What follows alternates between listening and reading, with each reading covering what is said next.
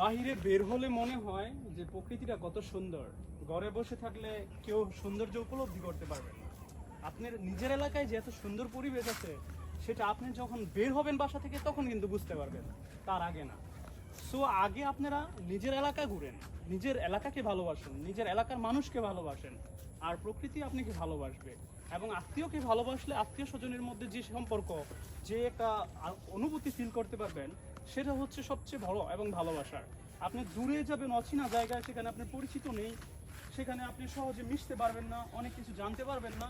কিন্তু নিজের এলাকায় যখন আপনি ঘুরবেন, নিজের এলাকার সৌন্দর্য যখন উপলব্ধি করতে চাবেন, তখন আপনার সব কিছু আপনি চেনা জানা। সেখানে কিন্তু আপনি চাইলে অনেক সময় দিতে পারবেন, ঘুরতে পারবেন। আপনি দেখার অনেক কিছু আছে যেটা আমরা নিজের এলাকায় সময় দিই না। আমার এলাকায় অন্য কেউ এসে সৌন্দর্য উপলব্ধি করে নিয়ে যায় এবং ছবি তুলে নিয়ে যায়, কিন্তু আমার এলাকায় আমি নিজের সময় দিই না। কী করি আমরা জায়গা, কক্সবাজার জায়গা, সেন্ট মার্টিন জায়গা, সাজেক জায়গা, বিভিন্ন দূরপ্রান্তে চলে যাই, কিন্তু আমার এলাকায় দেখেন কত সুন্দর জায়গা আছে, পড়ে আছে। আমরা এগুলো দেখার সময় করি না। আমাদের এলাকাকে ভালোবাসতে হবে আগে, তারপরে বাইরে যাবেন, বিদেশ যাবেন, অন্য জায়গায় যাবেন, সেটা আলাদা বিষয়। তো আমি একটা উদ্দেশ্যই বলবো, আজকে আমার এই ভিডিওটা করার উদ্দেশ্য হচ্ছে নিজের এলাকার সৌন্দর্যটা আগে শেষ করবেন। যে এলাকার কি কি জায়গা আছে, কত সুন্দর সুন্দর পরিবেশ আছে, সেই পরিবেশগুলো ঘুরে দেখতে হবে। চলে আসলাম ছোটবেলার যে শৈশব কাল কাটছিল আমার, গ্রাম্য পরিবেশে বড় হয়েছি, সেরকম এক বিশাল এক বিলের মধ্যে। ছোটকালের যেই স্মৃতিগুলো এখনো মনে হলে খুব, শৈশবকাল কাটছিল আমার এই বিলে। এই যে দেখছেন কত বিশাল বিল, ছোটবেলায় এই ধান লাগাইতাম, ধান কাটতাম, এইখানেই সময় দেওয়া হয়েছিল মাঠে ঘাটে।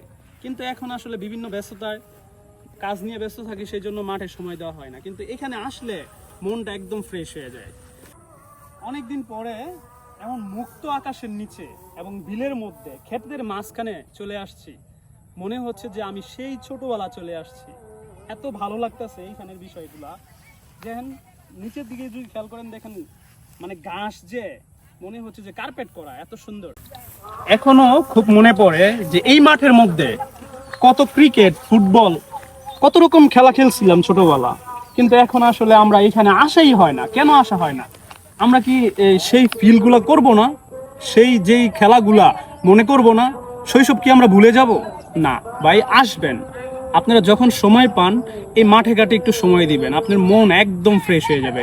খোলা আকাশের নিচে এখানে দেখেন প্রকৃতি কত সুন্দর, যে সামনে ট্রাক্টর, এই যে তাল গাছের বাতাস, মানে সব মিলিয়ে আসলে খুবই অসাধারণ।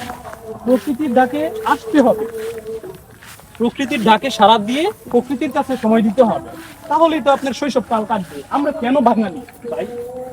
আমরা কেন বাঙালি? আমরা তো এই জন্যই বাঙালি যে আমরা প্রকৃতির ডাকে সাড়া দিব, সময় দিব, ঘুরবো ফিরবো।